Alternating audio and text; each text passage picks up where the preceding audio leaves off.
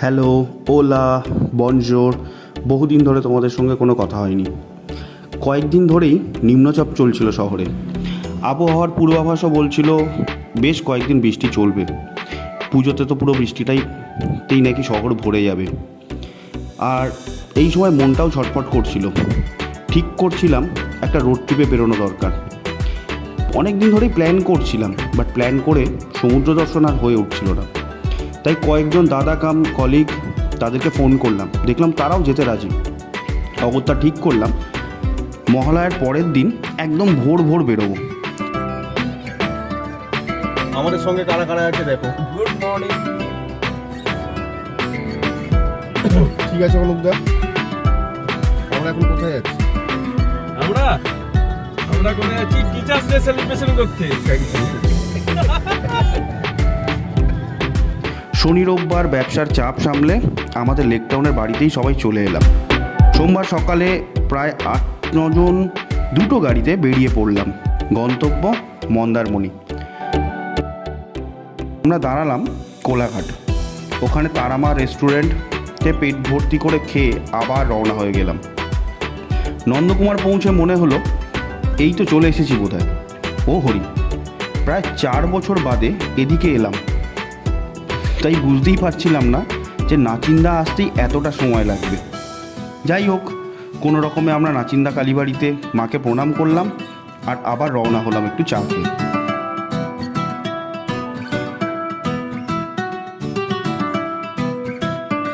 হোটেলে পৌঁছলাম প্রায় 12টা। গিয়ে সবাই বিচ আর সুইমিং পুলে ঝাঁপিয়ে পড়ল।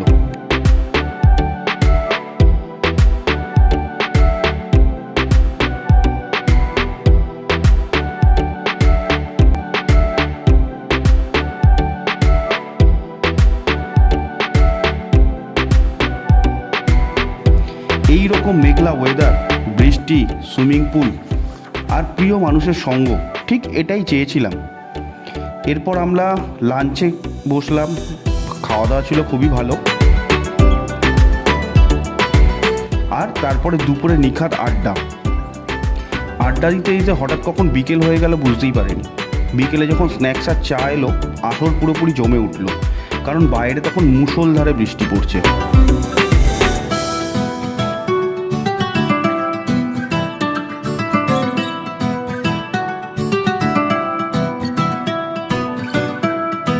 আর আমরা সন্ধ্যেতে তারপরে আবার পুলে নামলাম। বৃষ্টির মধ্যে প্রায় 11টা অবধি পুলে কাটালাম।